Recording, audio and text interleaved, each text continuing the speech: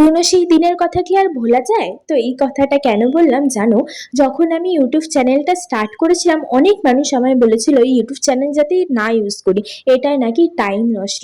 তারপরেও আমি ভিডিও দিতাম, বাট একটা টাইমের পরে আমার মনে হয়েছিল যে না, এটা দিয়ে কিছু হবে না, কারণ আমি তেমনি কোনো ভিউজ পাচ্ছিলাম না, আমার চ্যানেলের রিচ বাড়ছিল না গত 1 বছর ধরে।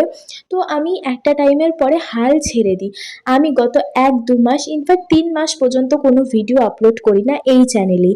তারপরে হঠাৎ কি মনে হলো যে যাতে আমি ভিডিওটা আবার স্টার্ট করি, তো আবার আমি ভিডিও দেওয়া স্টার্ট করলাম।